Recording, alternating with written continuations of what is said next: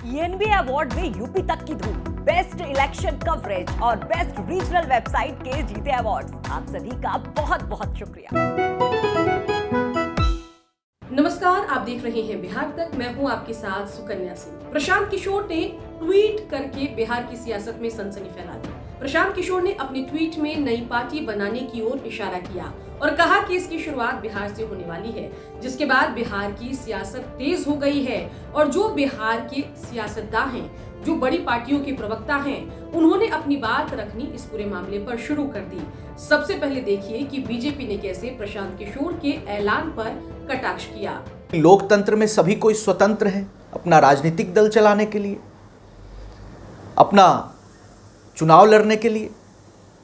लेकिन इसके पहले भी पुष्पम प्रिया चौधरी का क्या हुआ? सारे कॉन्स्टिट्यूएंसीज में जमानत जब्त हो गई और ऐसा प्रतीत होता है कि कुछ राजनीतिक दल प्रशांत किशोर को आगे करके राजनीतिक दल की लॉन्चिंग कराना चाहते हैं और इनकी भूमिका सिर्फ वोट कटवा की ही रहेगी।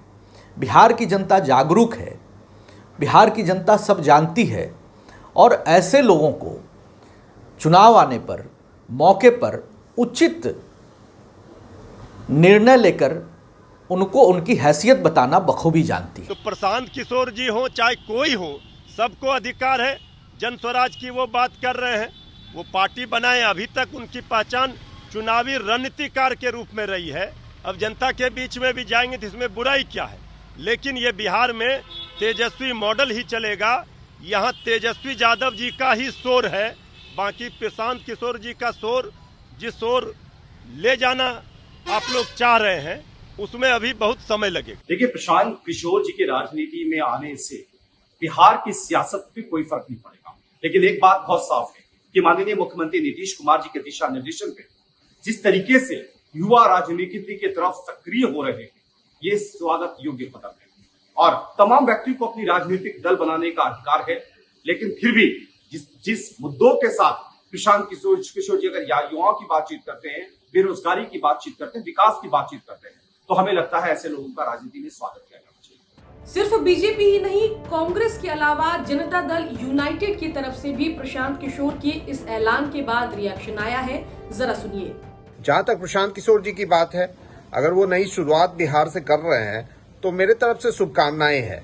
लेकिन जिस बातों को लेकर वो जनता के बीच जाएंगे और बिहार की जनता के बीच समस्या पूछने जाएंगे, तो मुझे उम्मीद ही नहीं, पूर्णतः भरोसा है कि जनता का जवाब यही होगा कि नीतीश जी के राज में हम खुश हैं, हमें सुशासन मिला हुआ है, हमें विकास दिख रहा है।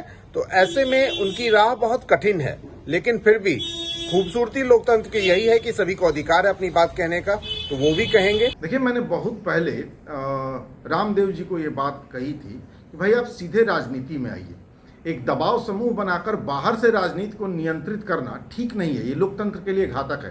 प्रशांत किशोर जी ये करना चाह रहे थे, लेकिन ये अच्छा है कि इस मजबूत लोकतंत्र ने उनको बहुत सफलता हासिल नहीं होने दी।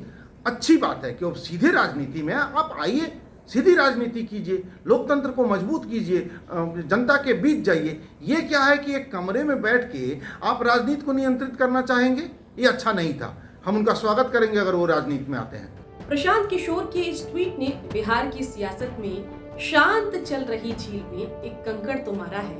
उसके बाद लहरें उठनी शुरू हो गई है। देखना होगा कि जब प्रशांत किशोर इस बारे में औपचारिक ऐलान करते हैं तो बिहार की सियासत में इसका क्या कुछ असर पड़ता है। बिहार की खबरों के लिए आप देखते रहिए बिहार।